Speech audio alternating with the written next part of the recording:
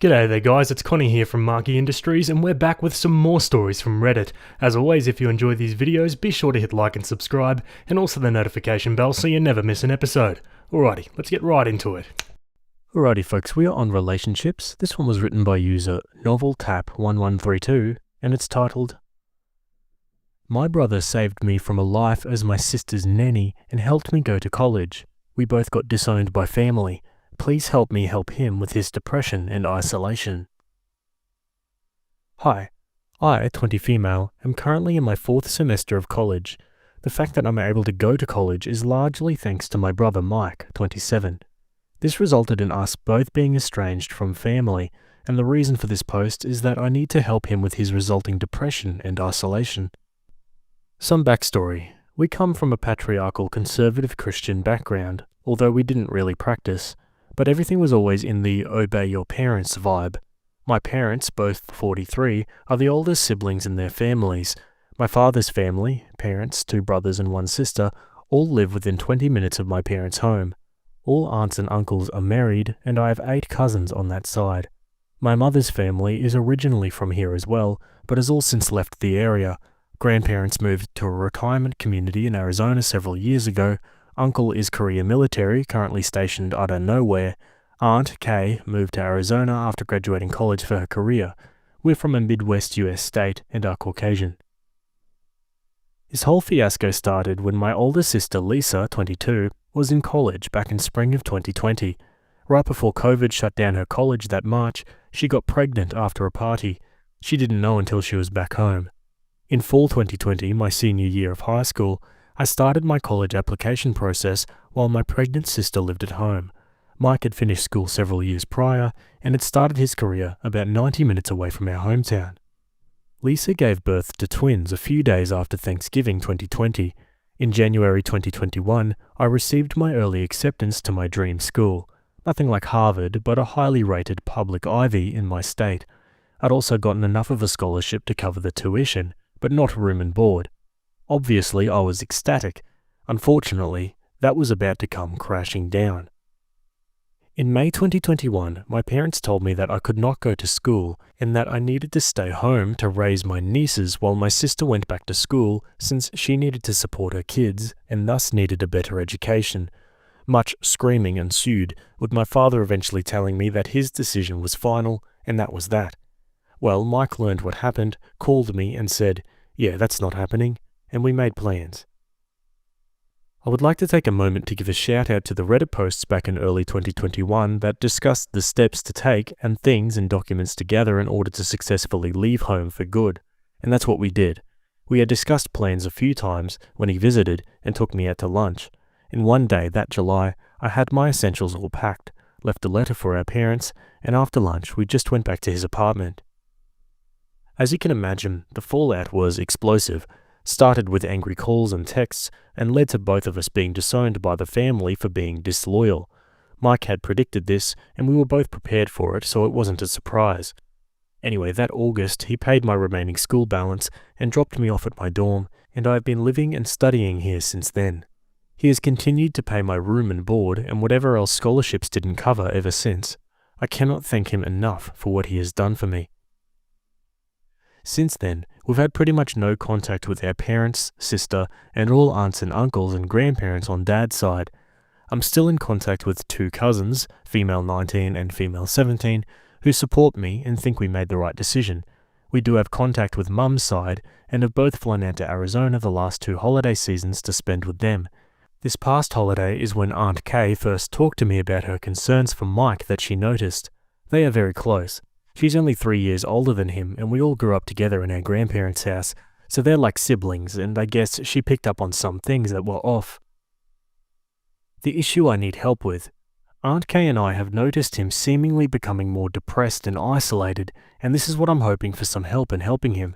Mike is somewhat introverted and has always had a very small social circle, and a lot of his social outlet was with our extended paternal family. There were family barbecues very often, especially during football season when it was pretty much weekly. Throw in holidays, birthdays, etc. There was probably 2 big family events a month minimum.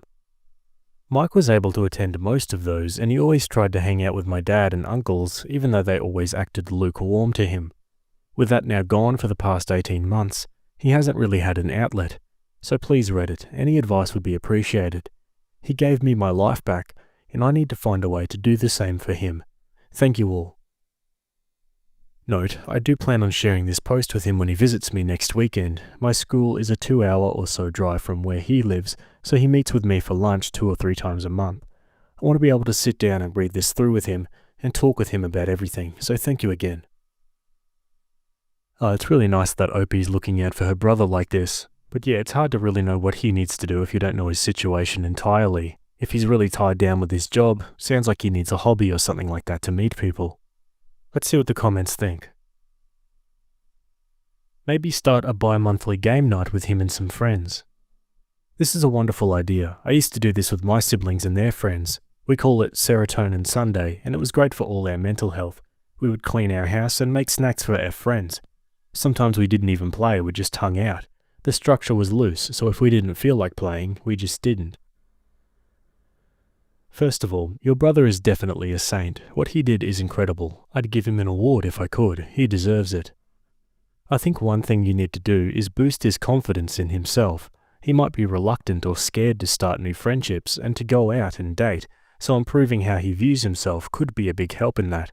There's a lot you can do as his sister, but there's certain things that you can't help with that a friend could, or a girlfriend or boyfriend could. Help him get out of his shell and to find those new people. I also hate to sound like a broken record because of what we always say on Reddit, but he might also need some therapy sessions to help him recover from the falling out with the family. I'd also see if you can attend a session or two so you can also learn how to help him short term and long term, except from a professional, not us amateurs on Reddit. No matter what, tell him how much you love him, how much what he did for you means to you, and that no matter where they go and what they become in life, they'll always be your sibling, and you will always have their back like they had yours. Good luck. I'm rooting for you and him.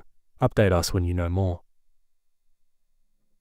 First of all, your brother is amazing, like really, truly a wonderful human being, and you obviously are similar to him, and it's really nice to see how you guys care for each other. As for helping him, well, he lost one tribe that obviously was not good for him.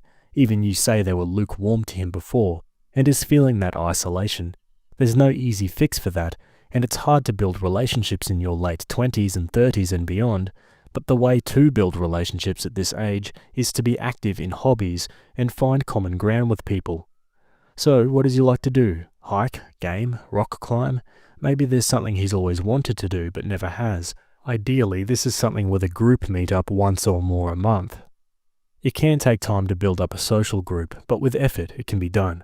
I think ask him what he's into, or think about things that he has said in the past. Do research on meetups or event nights or climbing gyms or whatever in your area, and then present it to your brother as something fun you want to do together. And while there, try and encourage making connections with other people there. This will involve a lot of stepping outside of your comfort zone. You have a really good brother.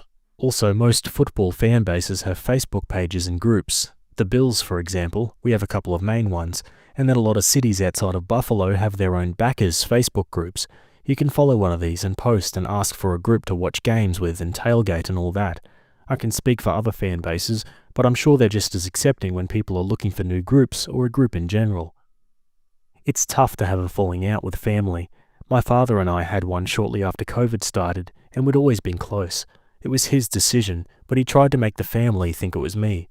It affected my relationship with one of my sisters, but other than that, I'm fortunate enough that even though my paternal family is traditional and Irish Catholic, most of them will form their own relationships and go off that. But for me, a year after he cut me out and some other things, blocking his and his wife's numbers was my way of moving on. I was always waiting to hear from him. I was the only one to reach out on holidays or birthdays, but after multiple holidays and my birthday passed with no call or text from my father or his wife, I blocked their numbers and instantly felt significantly better and was able to move on. It was like cutting a tether that was holding me back. And I won't lie, I do miss being able to talk to my father or ask him for advice. He's one of the hardest working, most knowledgeable men I know, and the person whose opinion and insight I trusted the most out of anyone. Even today, there's no one whose opinion or belief I hold in such high regard, but that's what allowed me to finally move past everything. Yeah, interesting insights and some good ideas from the comments there. Opie makes an edit. I saw a few comments below regarding our extended family, so I thought I would add a couple of notes. My mum's side totally supports what Mike and I have done. We both talk to our grandparents and aunt regularly. We have even visited them a few times in the past year in Arizona. From what I can gather on my dad's side from talking with my cousins, some of the family don't think we are wrong and are just following my dad's lead since he's the oldest sibling. My uncles, dad's brothers, are still very much supporting my dad's point of view. According to my aunt, my mum and sister both want to put this all behind us and move forward, but my dad is being stubborn and won't let it go, and they don't want to go behind his back. The craziest thing to me is that my sister didn't even want to go back to her school. My dad was going to force her to go back. It boggles my mind still how they thought it would work out. Growing up, our parents had always encouraged all three of us to pursue some kind of higher education after high school, either a traditional college or trade school, so there wasn't really the gender dynamic of dad works, mum raises the kids in the extended family. None of my aunts, or grandmothers for that matter, are traditional stay-at-home mothers. I would also like to thank everyone who has commented so far. I've shared this post with both my Aunt Kay and some friends here who are aware of my situation. Mike is still planning on coming down here on Saturday, so I'm hoping to update this after. Alrighty, on to an update. Hi, I just wanted to post a quick update to what I posted last week. I say quick, but it's probably going to be long, so apologies in advance, just trying to get everything out of my head. Mike came down here on Saturday as planned. I'd spoken to my Aunt Kay before this, and she thinks if I gently asked direct questions and probed that he would answer, so that was my plan. My roommates knew the situation and what I was planning to do, and they were understanding and agreed to give us the apartment to ourselves for the afternoon. After he arrived and we ate, I just straight up said to him that Aunt Kay and I had noticed some changes to his behaviour and that he seemed really down. He looked at me for a bit and then slowly nodded and agreed. I took this as a good sign that he would be open and honest with me. I said that I wanted to help him and to please be open and talk to me, and that I wouldn't judge him for anything. He said okay. Then I pulled out my laptop and mentioned that I'd made a post to Reddit about him, and he gave me a very confused look. I sat down next to him and asked him to just read it, and we can talk about it. Well, he basically broke down with his head in his hands after reading the title, so yeah, I guess it was pretty accurate. I just held him and said that we would talk whenever he was ready. After a few minutes, he was able to collect himself, and we went through the whole post together. Then we started reading the comments one at a time and talking about each one. He took all of the comments and suggestions to heart, and we talked about how he can go about putting himself out there more, both dating and trying to make new friends. In typical nerd fashion, he even broke all of the ideas down in categories: outdoor, indoor, online, and is willing to give pretty much anything a try. The city he lives in isn't huge, but a quick look through its sub on here found a few things, so the opportunity is there. He seemed a little embarrassed, in a good way, about all of the praise he was getting. I knew he would be, but I just told him that other people see him for the wonderful brother that he is. There were a couple comments that mentioned suicide or drug abuse that I really pressed him on. He promised me he wasn't doing drugs or drinking excessively. In all of the times I was at his place, he never had more than a 6-pack of Guinness or some craft beer. This is something I'm definitely going to keep on him about, since I don't want him to drink his pain away. He said while he never really thought about actually hurting himself, he said he sometimes feels lost and has dark thoughts that could really mess up his mood, and that he was struggling and very frustrated with himself at times. He said that he often can't even look at himself in a mirror because he is embarrassed at where he is in his life, outside of work, compared to his friends. Really just that his closest friends have all moved on to the next phase of their lives and is stuck and feels left behind and not able to move forward. He is scared that he is going to turn into one of those people that have their own dedicated sub on here. He often just drives around the city after work for hours because he doesn't want to go home, and every once in a while he said he's gone to bed with the thought that he didn't really care if he woke up or not. All of this scared me and broke my heart. He agreed that this isn't healthy, massive understatement to say the least, and that he needs to seek some professional help soon. We talked about his social life after college. He said that for the first couple of years, he and his closest friends and significant others would meet a few times a week and travel somewhere together every few months. He separated from his girlfriend of 4 years in 2019. He and his friends still met up after the lockdown started in 2020, but it became less and less frequent as the friends were becoming more involved with their significant others and later kids. Eventually, they were meeting once a month or less. Mike recognized this but said he had a hard time meeting new people to go out with or finding people who were looking to make new friends as opposed to just chit-chatting while they did whatever activity they were doing. He said he found it very hard to break into existing friend groups and has some acquaintances but not really anyone who he feels close to. At the same time, he was going to more and more family functions just to fill a void and be social around people and dote on our nieces after they were born. After that was gone, he felt completely lost and spiraled down, but didn't know how to communicate how he felt until I forced the issue. It was mentioned that I should not try to keep defending my parents, and I agree. What they wanted to do was inexcusable and unforgivable. I asked Mike if he would ever consider reconciling with the family if they reached out. He said, "Lisa, yes, Mum, maybe, everyone else can F off." I was a little surprised and asked why, and he said that they basically told him what they really thought of him and his life and interests. He pulled out his phone and showed me the old texts from when I left. Multiple messages from our father, calling him a disgrace, disowning him, demanding he return me to them. WTF, I'm not property. Calling him the mastermind of this plot to destroy the family, and all sorts of other vile stuff. One uncle mocking his manliness for doing things like reading. He likes to read fantasy stuff, as well as his career, engineer, as something not manly enough. One aunt that threatened to cut his balls off as they are the source of attitude and disobedience. Another uncle that threatened to beat the crap out of him if he saw him again. I think Mike would wipe the floor with any one of them. More of the same from grandparents, dad's parents, and some other adults on that side. I'd received some nasty messages, just not the threats, and was a little shocked overall, but he just had a little smirk. When I gave him a questioning look, he just said that it's good to know how people really feel and where you stand with them.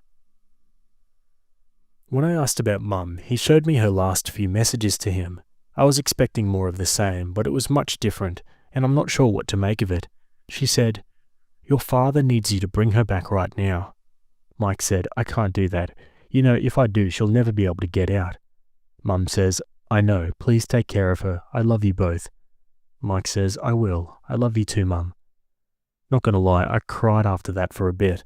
So yeah, it turns out that my dad's whole family is a lot more toxic and despicable than I thought. I still can't figure out Mum's reaction though. I asked him point blank if he wanted me to take out a loan to cover my expenses for the rest of my time at school, and he rejected that immediately. I said that I didn't want him going into debt for me, and he said he wasn't. He pulled up his account and showed me the transaction last month from his savings account to my school as proof. He said that he wanted me to be able to finish school debt-free like he did, since it takes so much pressure off. Most of his friends have 40k plus in debt, so even though there's currently a payment pause, eventually that will come due. I asked him how he was able to do that, and he said he got merit scholarships plus several grants that covered all but about $2,000 per semester, which he could cover himself, and he worked to always have enough money for the difference. We grew up low income, not exactly poverty, but definitely at the low end of the middle class. I would have been eligible for need-based aid as well, but my parents refused to fill out the forms, so I wasn't able to get the grants or regular student loans, and they wouldn't co-sign a private loan. This is how they were going to force me to stay. When Mike found out, he did the math and figured out that as long as I was able to keep my scholarship to cover tuition, he would be able to cover the rest. It comes out to about $7,000 a semester that he's covering. I'm more comfortable knowing that he isn't going into debt for me, and I'm definitely making sure I keep my GPA well above the level needed to keep my scholarships. He told me to not worry about the money and to just focus on doing my best. I also found out that he's still sending money every month to our sister, something I knew he did before but didn't realize he was still doing. His response? A shrug and a comment that he was pretty sure the kids aren't eating less. We ended up talking a lot longer than I realized, and my roommates came back around 7 and asked if we wanted to get some dinner. I asked Mike if he wanted to stay and keep talking, and he said yes. We ordered some pizza, and the 6 of us plus my 3 roommates and 1 boyfriend, sat in our living room to eat. I could tell this was probably Mike's worst case scenario of being in a group of friends but not really knowing anyone other than me. His body language showed he was uncomfortable and guarded, body tense, head down, shoulders hunched forward, but my friend Nikki made sure to keep him engaged in the convo, and after 10 to 15 minutes, Mike visibly relaxed. He sat back and looked relaxed and was much more forthcoming. I was so happy for him and thought that maybe he's just someone who needs a little more time to really become comfortable enough before opening up and talking freely with new people. He ended up crashing on our couch that night. Sunday morning he took me to breakfast to talk some more before he dropped me off at work. We had a long hug and he thanked me for recognizing that he needed help and that reading the comments and talking about how he felt and coming up with some ideas and plans made him feel better than he had in a long time. I told him that I love him and I'm there for him always, and reminded him that we are a team in this. After work, I called Aunt Kay and we talked about everything. She was happy that I was able to get him to open up and understood that it was probably hard for him to ask for help.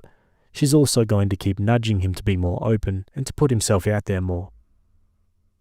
So this is where we are now. He has some homework to do and finding some new things to try out and just get out and meet people.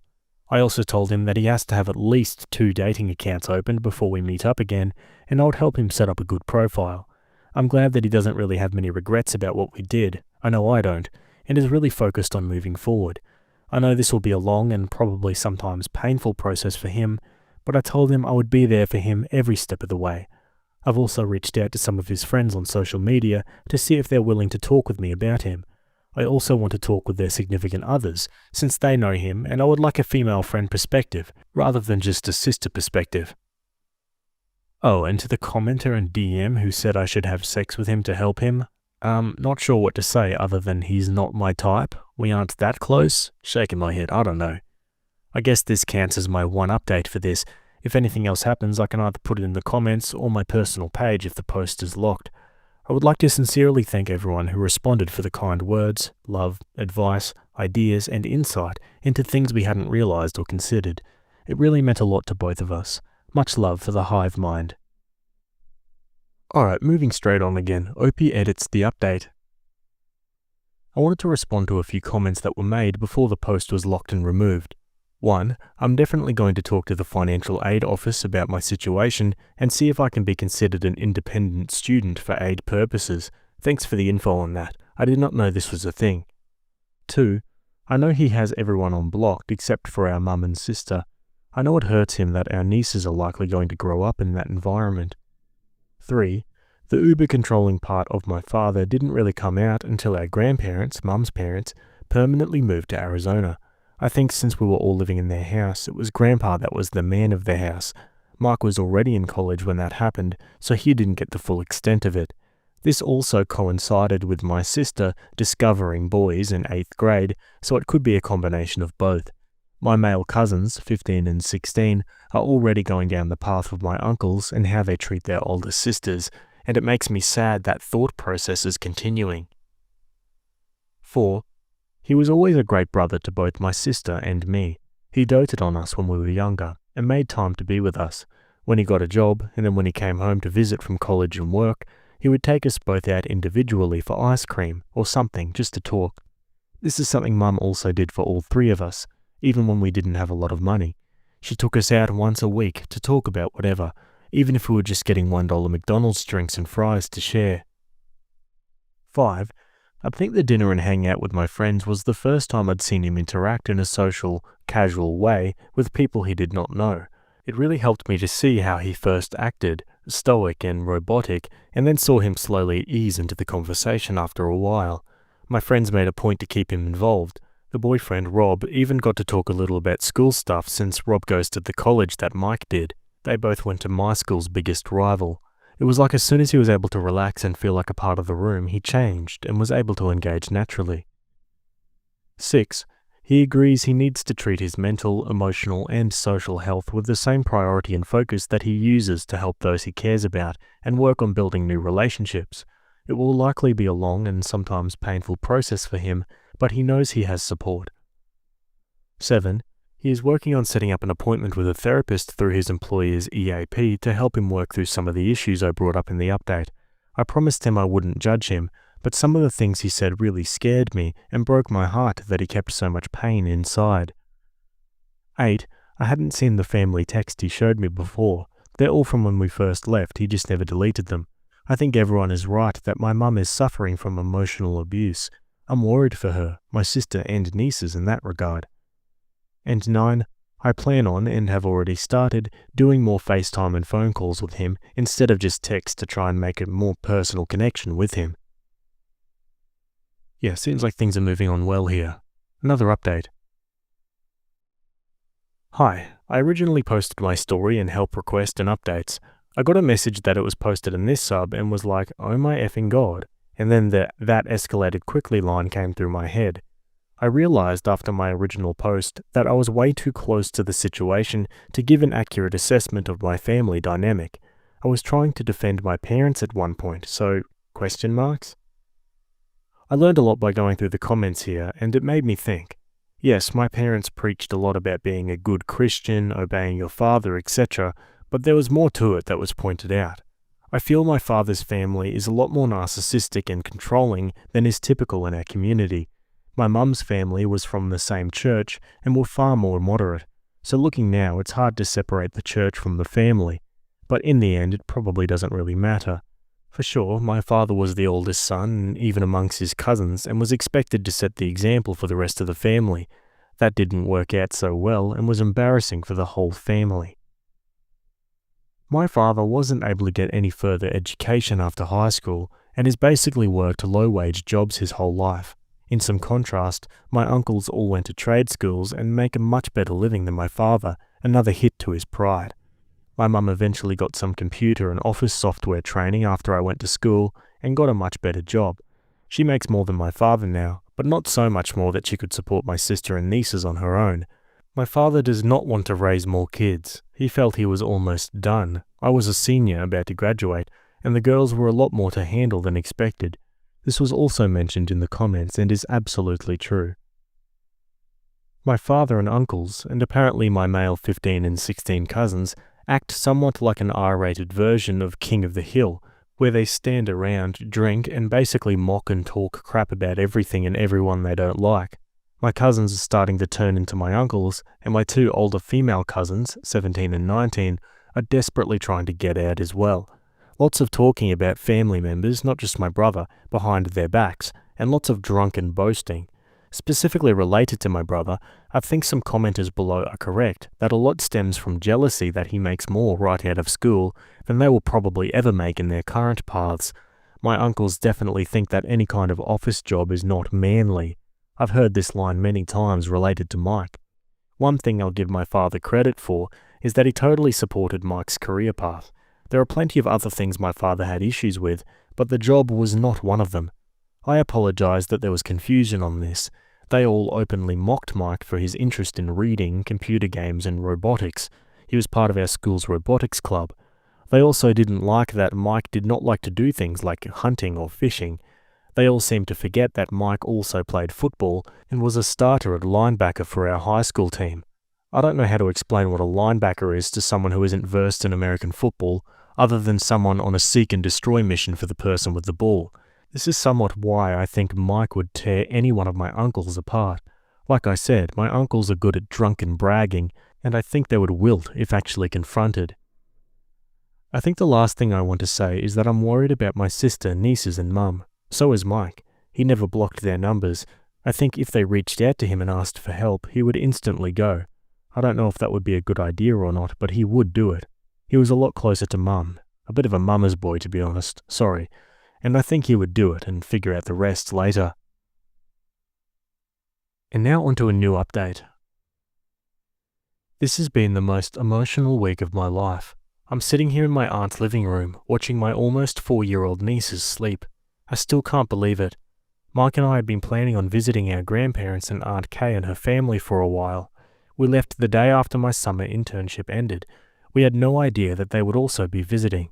My mum and Aunt Kay confirmed that they wanted to surprise us. Well, they succeeded. When Mike and I landed, I turned my phone on. I saw a message from Aunt Kay that was just a selfie of her, my sister and my mum, with a note that just said to have a safe trip, and we'll see you soon.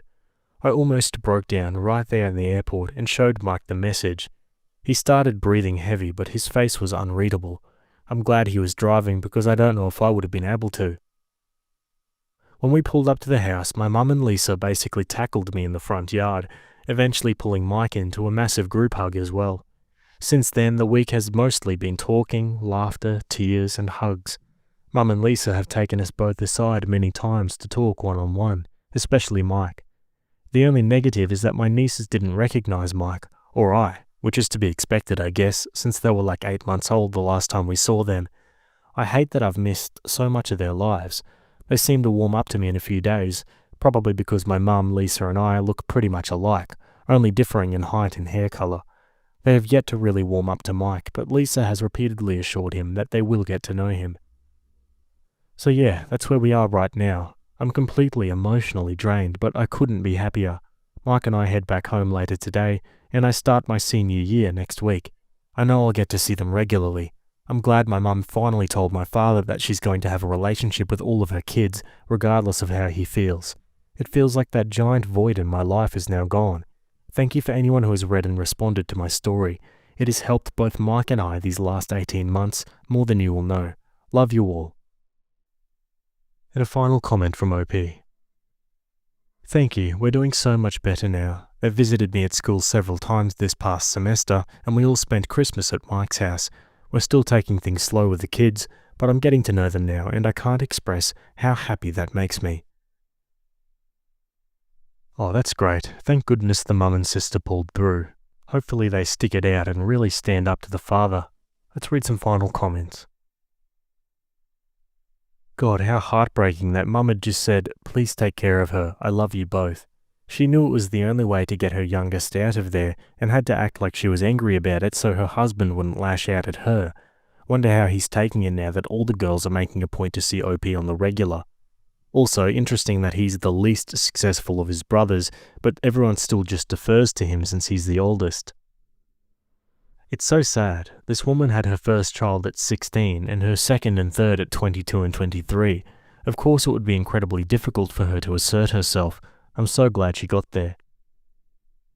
Patriarchy survives on the illusion of superiority and the power it gives. I bet the mum knows full well that the cretin she's legally bound to is full of beer, air, hate, and nothing else. I'm glad she knew better and is reconnecting with them now. I just hope she and the other women in the family, those cousins especially, will be safe. Those kinds of men can be dangerous if their egos are bruised, especially by women they think they have dominion over. I'm really happy for her and Mike that they got to see their family. I'm also proud of her mother for finally standing up to her father. I just hope that things don't slowly creep back to the way they were originally. That would be absolutely heartbreaking. I have a family like this where I had to separate myself from them to grow and deconstruct from religious and emotional abuse, and I've subsequently regained a relationship with my sibling. But we've both grown so much and so far apart that all we really share is this kind of emotional trauma. As a result, even though I'm completely emotionally, mentally, and otherwise stable, every time I meet up with my sibling, I get what I can only refer to as psychic damage.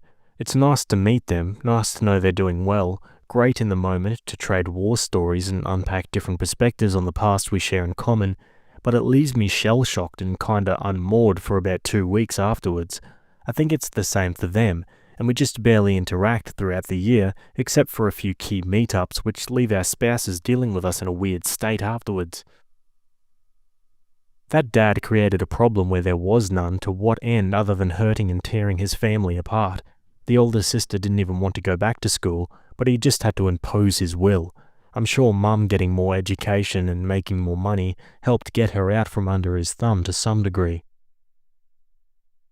Yeah, the father's the real villain in this story. Anyway guys, what do you think? Let me know your thoughts down below in the comments. Anyway, that's the end of that story for now, and we'll move on to another one. Righty, we're over on Am I the A-Hole? This one was written by user Ali Ramadan 0, and it's titled, Am I the a-hole for telling my older brother he deserved to be dumped after he made fun of me for crying? Hey Reddit, I'm a 15-year-old guy, and this week has been one of the hardest of my life. My dog, Romeo, passed away unexpectedly a few days ago. He wasn't just a dog. A lot of people get what I mean. He was my best friend, and the closest thing to me since I was 3. I didn't think it would hit me this hard, but it did. Now, here's the thing. My older brother, 20, is the stereotypical tough guy. Super popular, full of confidence, High School Musical type of crap. But he also has a bad habit of dismissing anything that doesn't fit into his worldview. We've never been that close. He thinks I'm too sensitive, and I think he's a bit of an ass. But I genuinely thought he'd understand how much Romeo meant to me. I mean, even if he didn't care about Romeo, he could have at least respected that I did, right? You guessed it, he didn't. Yesterday, I was sitting in the living room looking through old photos of Romeo on my phone, and to be honest, I was crying. I thought I was alone. Then my brother walked in, took one look at me, and started laughing menacingly. Literally, it sounded like Doflamingo from One Piece. He said things like, "You really crying over a dog?" and "Man up, it's just an animal." I tried to ignore him at first and asked him to stop, but that just seemed to make him more of an a-hole. He kept going, saying things like, "What's next, you gonna hold a funeral for him?" and even pretended to cry in a mocking way. I don't know what changed in me, but I snapped. I was hurt, angry, and just so fed up with how crappy he was being. I remembered that not long ago, his girlfriend of 2 years had broken up with him. Ever since, he's been moping around the house, blasting sad breakup songs, and talking to anyone who'll listen about how heartbroken he is. So I looked him dead in the eye and said, "At least my just an animal loved me. Your girl clearly didn't love you the way she cheated on you. At least my dog died loving me. Your girl is still alive and didn't love you." He froze completely silent, then his face went red and he stormed out of the room without saying a word. Fast forward to later, my parents heard about what happened, thanks to him of course, and told me I was out of line. They said I went too far and that I should apologize because what I said was cruel. But here's the thing, I don't feel like I owe him an apology. He mocked me while I was grieving, dismissed my feelings, and only stopped when I hit him where it hurt. I know what I said was harsh. I know it wasn't the nicest thing I could have said, but honestly, he started it. If he'd just shown me a shred of emotion or even left me alone, I wouldn't have gone there. Now my parents are pressuring me to make things right with him, but I don't see why I should have to apologize when he was the one who started being crappy first. Am I the a-hole? Nah, honestly, he poked the bear and he got what he deserved. Let's read the comments. Info. The stereotypical tough guy, super popular, full of confidence, High School Musical type of crap. The stereotypical tough guy who does musicals? Opie says, No, I meant like the typical Disney Channel tough guy. Thanks for this comment though, it gave me a laugh. Not the a-hole. Ask your parents where they are when he starts teasing you. Tell them no. A 20-year-old who makes fun of a sibling for crying over a pet is heartless. It also makes me wonder if he has a mental illness. He may be a psychopath or a sociopath. I suggest you stay away from him. He has some serious problems. I cried like a baby when my pet died. Tell your parents he's 20, not 2, and he needs to apologize. Go low contact with him when you move out of the house. Opie replies, Thank you for this. I'm very sorry for your loss as well. Did you share your side of the story with your parents? Why you said what you said, or do they only have your brother's version of events? It doesn't matter, they're clearly just asking you to stay sorry to keep the peace, because it's easier than being parents. You can offer a non-apology, the sorry you got offended type that'll just make it worse. No apology, or just something to satisfy all parties. In a few years, you'll have options of whether or not to be in your brother's life, or allow him in yours. Sometimes playing the long game is more beneficial. Also, sorry about your pup. Opie replies, I did share it with my parents. They told me that what I did was still not justified, and I know how my brother is. They did, however, sympathize with me, and I'm just hoping they could do something about it. I really do want to be in his life, and I want to get closer to him, but I don't want to change myself so I can achieve that. Thank you. How your brother is? You mean how they let him get to be because they keep making excuses for him and forcing those he hurts, you, to be the bigger person? How he is 100% on them, and by pushing you to apologize in order to smooth things over, they are failing you, the child, in favor of a grown adult. Damn, that's true. Alright, Opie updates 1.5 days later. Long story short, I think my parents had a talk with him, and if not, he just came to his senses. He came and knocked on my door, and I opened. He gave me the biggest hug he's ever given me in such a long time. It was much needed for both of us. He apologized and told me how he realized how much of an a-hole he was being, and that he's changed a lot into the worse, and has just realized it. I apologized as well for reminding him of his girlfriend and roasting the crap out of him. We legitimately had some bonding time where we kept apologizing and played FIFA and just talked everything out, and we both agreed to try to be better with each other and our parents, and just try to become the best versions of ourselves. I was genuinely so flabbergasted that he actually did that, because I haven't seen my brother show emotions in a long time, but these 2 days have somehow changed him, and I'm not complaining. Thank you so much everyone for the advice. I really appreciate it, and I'm so grateful for everyone who cared to read and comment. Reading those positive comments made my week, and made me know how I was right and wrong, and what I can do to improve myself. Again, thank you guys. And edit, we actually are gonna make a funeral for Romeo. Oh, what a good ending, and it's great that the brother apologized. Just seemed like everyone in that house was really down and stressed out at this time, and they both lashed out in pretty nasty ways. Anyway guys, I'd love to hear your thoughts. Maybe you got a similar story you'd like to share. Either way, that's it from me today. Hope you guys enjoyed those stories. Thanks for making it to the end, and I'll see you all in the next video. Have a good day. Cheers.